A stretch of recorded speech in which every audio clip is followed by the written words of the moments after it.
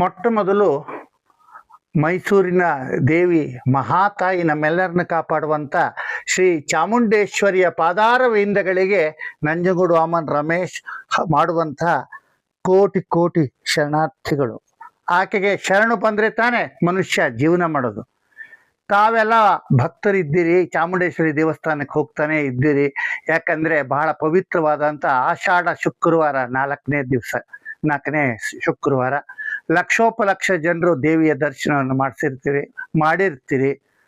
ಆ ಭಕ್ತಿ ಅನ್ನೋದು ಎಷ್ಟಿರುತ್ತೆ ಅಂದರೆ, ನಮ್ಮ ದೇವಿ ಮಹಾತ್ಮೆ ಓದಿದವರಿಗೆ ಅಥವಾ ಪುರಾಣ ಪ್ರವಚನಗಳನ್ನ ಕೇಳಿದವರಿಗೆ, ಪುಸ್ತಕ ಮಾಡಿದವರಿಗೆ, ನಾಟಕ ಮಾಡಿದವರಿಗೆ ಚಾಮುಂಡೇಶ್ವರಿ ಮಹಾತ್ಮೆ ಭಾಳ ಚೆನ್ನಾಗಿ ಗೊತ್ತಾಗಿರುತ್ತೆ. ಕಲಾದೇವಿ ಆಕೆ. ಕಲೆಯನ್ನು ಕೊಡಬೇಕಾದ್ರೆ ಸರಸ್ವತಿ, ಪಾರ್ವತಿ, ಲಕ್ಷ್ಮಿ 3 ಜನನು ಬೇಕಾಗ್ತಾರೆ. ಚಾಮುಂಡೇಶ್ವರಿಯ ಕೃಪೆ ನಿಮಗೆ ಎಲ್ಲರಿಗೂ ಸಿಗಲಿ ಅಂತ ಹೇಳ್ತಾ ನಾನು ಆ ಚಾಮುಂಡೇಶ್ವರಿ ನಮ್ಮ ಮೈಸೂರಿನಲ್ಲಿ ಆಡಿದ ಯದುವಂಶದ ರಾಜರು, ಒಡೆಯರ್ ಮನೆತನದವರ ಆರಾಧ್ಯ ದೇವತೆಯಾಗಿದ್ಲು, ಕುಲದೇವತೆಯಾಗಿದ್ಲು. ಹೀಗಾಗಿ ಮಹಿಷಾಸುರ ಇಲ್ಲಿ ಇದ್ದ, ರಕ್ತ ಬೀಜಾಸುರನ ಕೊಂದಂಥವಳು ಉರಿಮಾರಿ ಅನ್ನೋಳು ಸಹ ಚಾಮುಂಡಿ ಬೆಟ್ಟದ ತಪ್ಪಲಿನಲ್ಲಿ ಇದ್ದಾಳೆ. ಹೀಗೆ ಚಾಮುಂಡೇಶ್ವರಿ ವಿವಿಧ ಅವತಾರಗಳ ಬಗ್ಗೆ ನಾವೆಲ್ಲ ಓದ್ತೀವಿ. ನಂಜನಗೂಡಲ್ಲಿ ಮಹಾದೇವ ಇದ್ದಾನೆ, ಮೈಸೂರಿನಲ್ಲಿ ಚಾಮುಂಡೇಶ್ವರಿ ಇದ್ದಾಳೆ. ಹೀಗಾಗಿ ಈಕೆಯ ಬಗ್ಗೆ ಕಥೆ ಗೊತ್ತಿರೋರಿಗೆ ಬಹಳ ಮುಖ್ಯವಾದಂಥ ಅನೇಕ ರಾಕ್ಷಸರನ್ನು ಕೊಂದಂಥ ಘಟನೆಗಳು ಬರುತ್ತೆ. ತಾಯಿ ಎಷ್ಟು ಕಾಪಾಡ್ತಾಳೋ, ಆಕೆ ಒಲಿದರೆ ನಾರಿ, ಮುನಿದರೆ ಮಾರಿ ಅಂಥೇಳಿ. ಆಕೆ ಕೃಪೆಗೆ ಭಕ್ತಿಯಿಂದ ನೀವು ಒಂದು ಹೂವು ಅರ್ಪಿಸಿದ್ರೂ ಸಾಕು, ನಿಮ್ಮ ಮೇಲೆ ಆಕೆ ದಯೆ ತೋರಿಸ್ತಾಳೆ. ಆದರೆ ದೇವರನ್ನ ವಿರೋಧಿಸಿ ಕಾಡಿದರೆ, ಮನುಷ್ಯರನ್ನ ಕಾಡಿದರೆ ಆಕೆ ಕುಪಿತಳಾಗ್ತಾಳೆ ಅಂಥೇಳಿ ವಿವಿಧ ಪ್ರಸಂಗಗಳಿಂದ ನಾವು ತಿಳಿತೀವಿ ದೇವಿ ಮಹಾತ್ಮೆಯಲ್ಲಿ. ಅದರಲ್ಲಿ ಒಂದು ಏನು ಬರುತ್ತೆ ಅಂದರೆ, ಯಾವ ದೇವರಿಂದ, ಯಾವುದೇ ಒಂದು ಬೇರೆ ಶಕ್ತಿಯಿಂದ, ಪ್ರಪಂಚದಲ್ಲಿರುವ ಬೇರೆ 7 ಲೋಕಗಳಲ್ಲೂ ಸಹ ಯಾವ ವಸ್ತುವಿನಿಂದ, ಯಾವ ವ್ಯಕ್ತಿಯಿಂದ ಮರಣ ಬರಬಾರ್ದು ಅಂಥೇಳಿ ವರವನ್ನು ಕೇಳ್ಕೊಂಡಂಥ ಮಹಿಷಾಸುರ ತನ್ನ ಒಂದು ತಪೋಬಲವನ್ನು ಖರ್ಚು ಮಾಡಿ ಗಳಿಸಿದಂಥ ಪುಣ್ಯವನ್ನು ಖರ್ಚು ಮಾಡಿ ಆತ ಪಾಪದ ಕೆಲಸಕ್ಕೆ ತೊಡಗ್ತಾನೆ. ಅವನ ಸೋದರ ರಕ್ತ ಬೀಜಾಸುರ ಸಹ, ಆ ರಕ್ತ ಬೀಜಾಸುರನ ವರ ಏನು ಗೊತ್ತಾ, ಅವನು 1 ತೊಟ್ಟು ರಕ್ತ ಬಿದ್ದರೆ 1000 ಜನ ರಕ್ತ ಬೀಜಾಸುರರು ಹುಟ್ಟು ಬರ್ತಾ ಇದ್ರು ಭೂಮಿಯಿಂದ. ಇಂಥ ಮಹಿಷಾಸುರನ ಕೊಲ್ಲಿಕ್ಕೆ ಯಾವ ದೇವತೆಗಳಿಗೂ ಸಾಧ್ಯವಾಗಲಿಲ್ಲ. ಆಗ ಎಲ್ಲರೂ ಸಹ ಬ್ರಹ್ಮನ ಮೊರೆ ಹೋದರು. ಬ್ರಹ್ಮನು ಸಹ ನನಗೇನು ಗೊತ್ತಾಗಲ್ಲ ಅಂತ ವಿಷ್ಣುವಿನ ಮೊರೆ ಹೋದ. ಬ್ರಹ್ಮ, ವಿಷ್ಣು ದೇವತೆಗಳೆಲ್ಲ ಆವಾಗ ಈಶ್ವರನ ಬಳಿ ಹೋದರು. ಈಶ್ವರ ಸಹ ವರ ಕೊಟ್ಬಿಡೋದ್ರಿಂದ ಆತನನ್ನು ಕೊಲ್ಲೋದು ನಮ್ಮಿಂದ ಸಾಧ್ಯವಿಲ್ಲ. ಹೀಗಾಗಿ ನಾವೆಲ್ಲ ನಮ್ಮ ಶಕ್ತಿಗಳನ್ನು, ನಮ್ಮಲ್ಲಿರೋ ಆಯುಧಗಳನ್ನು ದೇವಿಗೆ ಒಪ್ಪಿಸೋಣ. ದೇವಿಗೆ ಒಂದು ಮುಹೂರ್ತದಲ್ಲಿ ನಾವೆಲ್ಲ ಈ ವರಶಕ್ತಿಗಳನ್ನೆಲ್ಲ ಅರ್ಪಿಸಿದ್ರೆ ಆಕೆಗೆ ಶಕ್ತಿ ಬರುತ್ತೆ ಅಂತ ಹೇಳಿ ಶಕ್ತಿಯನ್ನು ಕೊಡ್ತಾರೆ. ಆಗ ಆಕೆ ಮಹಿಷಾಸುರನನ್ನು ಮರ್ದಿಸುವಂತಹ ಮಹಾವತಾರವನ್ನ ತಾಳ್ತಾಳೆ ಆ ಚಾಮುಂಡೇಶ್ವರಿ. ಆ ಚಾಮುಂಡೇಶ್ವರಿ ಮಹಿಷಾಸುರನ ಜೊತೆ ಯುದ್ಧ ಮಾಡುವಾಗ ಏನೇನಾಯ್ತು ಅನ್ನೋದ್ರ ಬಗ್ಗೆ, ರಕ್ತ ಬೀಜಾಸುರನನ್ನ ಕೊಲ್ಲಿಕ್ಕೆ ಆಕೆ ಏನು ಮಾಡಿದ್ಲು, ಮಾಯೆಯ ಆಟ ಆಡಿದ ಮಹಿಷಾಸುರನನ್ನ, ರಕ್ತ ಬೀಜಾಸುರನನ್ನ ದೇವಿ ಎಷ್ಟೋ ರಾತ್ರಿ ಹೋರಾಡಿ ಹೇಗೆ ಮರ್ದಿಸಿದಳು ಅನ್ನೋದನ್ನ ನಾನು ಬಹಳ ಹಿಂದೆ 90ರ ದಶಕದಲ್ಲಿ ಒಂದು ರಂಗ ನಾಟಕ ಮಾಡಿದ್ದೆ, ಮಹಿಷಾಸುರ ಮರ್ದಿನಿ ಅಂತ. ಈಗ ಆ ನಾಟಕದ ಕೊನೆಯ ಭಾಗವನ್ನ ನಿಮಗೆ ಕೇಳಿಸ್ತಾ ಇದ್ದೀನಿ. ದೇವಿ ಮತ್ತು ಮಹಿಷಾಸುರನ ಸಂಭಾಷಣೆಯನ್ನು ಕೇಳಿ, ನಾನೇ ಬರೆದು ನಿರ್ದೇಶನ ಮಾಡಿದ್ದು. ಕೇಳಿ ಹೇಳಿ.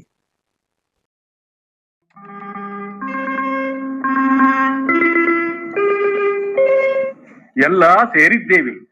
ಮೊದಲು ನಮ್ಮೆಲ್ಲರ ಕ್ರೋಧ ಒಗ್ಗೂಡಲಿ. ಅಬ್ಬಬ್ಬ, ವಿಷ್ಣುವಿನ ಬಾಯಿಂದ ಸಿಡಿಲಿನಂತಹ ತೇಜಸ್ಸು ಹೊರಬಿದ್ದು ಭುಗಿಸ ಹತ್ತಿದೆ. ಇದು ಬ್ರಹ್ಮನ ಮುಖದಿಂದ ಕೋಪದ ಜ್ವಾಲೆ. ಇದು ಶಂಕರನ ಮುಖದಿಂದ ಹೊರಬರುತ್ತಿರುವ ಕ್ರೋಧ. ದೇವತೆಗಳೇ, ನಿಮ್ಮ ಕ್ರೋಧ ತೇಜಸ್ಸು ಹೊರಬಂದು ಒಗ್ಗೂಡಲಿ. ಅದು ನಮ್ಮೆಲ್ಲರ ತೇಜಸ್ಸು ಒಗ್ಗೂಡಿ ಉರಿಯುತ್ತಿರುವ ಆ ಆಕೃತಿ ಪರ್ವತಾಕಾರ. ನಿರುಪಮ ತೇಜಸ್ಸು, ಅದು ರೂಪ ತಾಳುತ್ತಿದೆ. ಈ ಆಕೃತಿ ಹೆಣ್ಣು ರೂಪ. ಇದು ನನ್ನ ಶಿವ ತೇಜಸ್ಸಿನಿಂದ ತಲೆ ಕೂದಲಾಗಲಿ, ನನ್ನ ವಿಷ್ಣು ತೇಜಸ್ಸಿನಿಂದ ಭುಜಗಳಾಗಲಿ, ಕುಬೇರ ತೇಜಸ್ಸಿನಿಂದ ನಾಸಿಕ, ಚಂದ್ರ, ಸೂರ್ಯ, ಅಗ್ನಿ ತೇಜಸ್ಸಿನಿಂದ 3 ಕಣ್ಣುಗಳು, ನನ್ನ ಬ್ರಹ್ಮ ತೇಜಸ್ಸಿನಿಂದ ಹಲ್ಲಾಗಲು, ಯಮ ತೇಜಸ್ಸಿನಿಂದ ಹುಬ್ಬುಗಳು, ವಾಯು ತೇಜಸ್ಸಿನಿಂದ ಕಿವಿಗಳು, ಇಂದ್ರ ತೇಜಸ್ಸಿನಿಂದ ಟೊಂಕ. ಹೀಗೆ ಎಲ್ಲ ದೇವತೆಗಳ ತೇಜ ಕರಗಿ ಒಂದಾಗಿದೆ. ಈ ದೇವಿಗೆ ಎಲ್ಲರೂ ನಿಮ್ಮ ಶಸ್ತ್ರಾಸ್ತ್ರಗಳನ್ನು ಅರ್ಪಿಸಿ. ಇದು ನನ್ನ ಚಂದ್ರಹಾಸ ಕತ್ತಿ, ಪಾಶುಪತಾಸ್ತ್ರ, ಪಿನಾಕ ಧನಸ್ಸು, ಡಮರುಗ, ಢಕ್ಕೆ, ಶೂಲ, ಹುಲಿಯ ಚರ್ಮ, ಅರ್ಧ ಚಂದ್ರ, ರುಂಡಮಾಲೆ, ಕೌಮುದಿ ಎಂಬ ಗದೆ, ಶಂಖ, ಇಗೋ ಸುದರ್ಶನ ಚಕ್ರ, ಪೀತಾಂಬರ, ಈ ವರುಣನ ಪಾಶ ಶಂಖ, ಈ ಅಗ್ನಿಯ ಶಕ್ತಿ ಆಯುಧ, ಈ ಮರುತನ ಧನಸ್ಸು ಬಾಣಗಳು. ಇದೋ ನನ್ನ ವಜ್ರಾಯುಧ, ನನ್ನ ದಂಡಾಯುಧ, ಅಕ್ಷಮಾಲೆ, ಕಮಂಡಲ. ಬನ್ನಿ, ಎಲ್ಲರೂ ಒಂದಾಗಿ ಮಹಿಷಾಸುರ ಮರ್ದಿನಿ ಆಗೆಂದು ಆ ದೇವಿಯನ್ನು ಸ್ತುತಿಸೋಣ. ಅಂಬೆ ಅಂಬೆ ಅಂಬೆ ಅಂಬೆ ಅಂಬೆ ಜಗದಂಬೆ ದೇವಿ ಮೂಕಾಂಬೆ, ನಿನ್ನ ನಂಬಿದ ಭಕ್ತರಲ್ಲಿ ನೀ ದಯವ ಪೂರ್ಣ ತುಂಬೆ. ಅಂಬೆ ಅಂಬೆ ಅಂಬೆ ಅಂಬೆ ಅಂಬೆ ಜಗದಂಬೆ ದೇವಿ ಮೂಕಾಂಬೆ.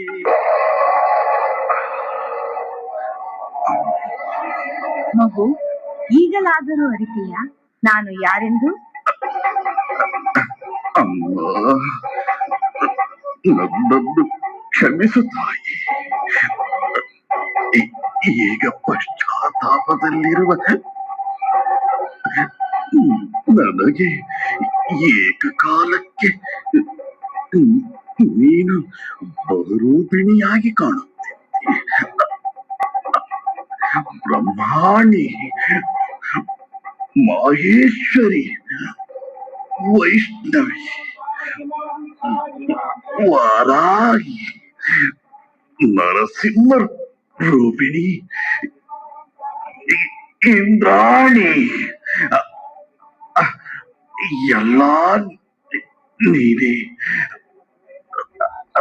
ಸಾಯುತ್ತಿರುವ ನನ್ನನ್ನು ಕ್ಷಮಿಸು ತಾಯಿ. ತಥಾಸ್ತು.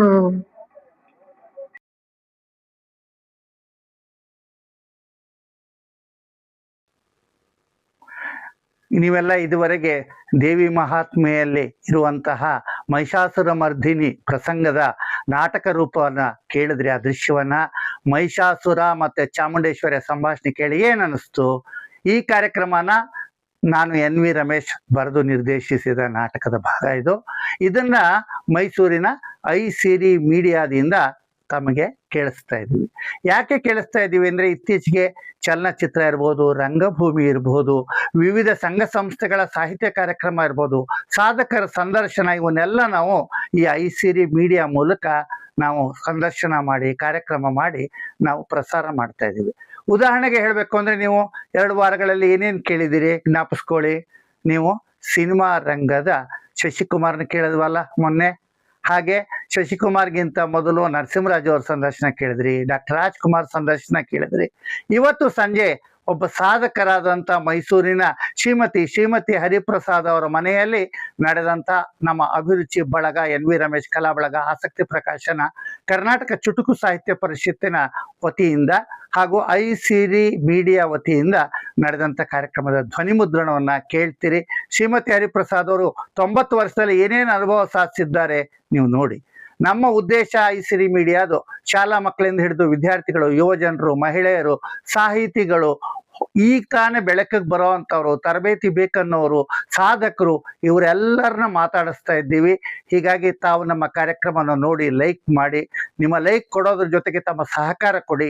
ನೀವು ಯಾರೇ ಮೈಸೂರಿನ ಸುತ್ತಮುತ್ತಲ ಕರೆದರೂ ಸಹ ಕಾರ್ಯಕ್ರಮಗಳನ್ನು, ಸಾಂಸ್ಕೃತಿಕ ಕಾರ್ಯಕ್ರಮಗಳನ್ನ ಆಯೋಜಿಸಲಿಕ್ಕೆ, ಸಾಂಸ್ಕೃತಿಕ ಕಾರ್ಯಕ್ರಮಗಳನ್ನ ಪ್ರಸಾರ ಮಾಡಲಿಕ್ಕೆ ನಮ್ಮ ಐಸಿರಿ ಮೀಡಿಯಾ ಸದಾ ಸಿದ್ಧವಿದೆ. ಹಾಗೆ ಬರೋ ವಾರಗಳಲ್ಲಿ ನನ್ನ ತಂದೆ NS ವಾಮನ್ ಅವರ 1 ಗಂಟೆಯ ಸಂದರ್ಶನವನ್ನ, ಅವರು ಜೀವನವನ್ನು ಹೇಗೆ ಆರಂಭಿಸಿದ್ರು, ಜೀವನದಲ್ಲಿ ರಂಗಕಲೆಗೆ ಹೇಗೆ ಬಂದರು, ರೇಡಿಯೋದಲ್ಲಿ ಸರ್ವಿಸ್ ಹೇಗೆ ಮಾಡಿದ್ರು, ವಿವಿಧ ಸಾಹಿತಿಗಳ ಒಡಗೂಡಿ ಕಲಾವಿದರು ರಾಜ್ಕುಮಾರ್, ಮಾಸ್ಟರ್ಣ, KS ಅಶ್ವತ್ಥರನ್ನ ಹೇಗೆ ಅವರು ತಯಾರು ಮಾಡಿದ್ರು ಅನ್ನೋದ್ರ ಬಗ್ಗೆ ಅವರು ಹೇಳಿದ ಮಾತು. ಅವರೀಗ ತೀರ್ಕೊಂಡೇ ಎಷ್ಟು ವರ್ಷ ಆಯ್ತು ಗೊತ್ತಾ? 98ನೇ ಇಸ್ವಿಯಲ್ಲಿ ತೀರ್ಕೊಂಡು 28 ವರ್ಷ ಆಯ್ತು. ಆದರೆ ಅವರ ಧ್ವನಿಯಿಂದ ಅವರು ಜೀವಂತವಾಗಿದ್ದಾರೆ. ಅವರ ಅನುಭವಗಳನ್ನು ಕೇಳಿ, ಮತ್ತೆ ಬರೋ ಬುಧವಾರ ನಾವು ನಮ್ಮ ತಂದೆಯ ಪಟ್ಟ ಶಿಷ್ಯರಾದಂಥ ಚಲನಚಿತ್ರದ ಪೋಷಕ ಕಲಾ ಚಕ್ರವರ್ತಿ ಅಂತ ಹೆಸರಾಗಿದ್ದಂಥ KS ಅಶ್ವಥ್ ಅವರ ಸಂದರ್ಶನವನ್ನು ಪ್ರಸಾರ ಮಾಡ್ತಾ ಇದ್ದೀವಿ. ಕೇಳಿ, ನೋಡಿ, ಆನಂದಿಸಿ. ಐಸಿರಿ ಮೀಡಿಯಾನ ಸ್ಮರಿಸ್ಕೊಳ್ಳಿ, ನಿಮ್ಮ ಸಹಕಾರ ಕೊಡಿ. ನಮಸ್ಕಾರ.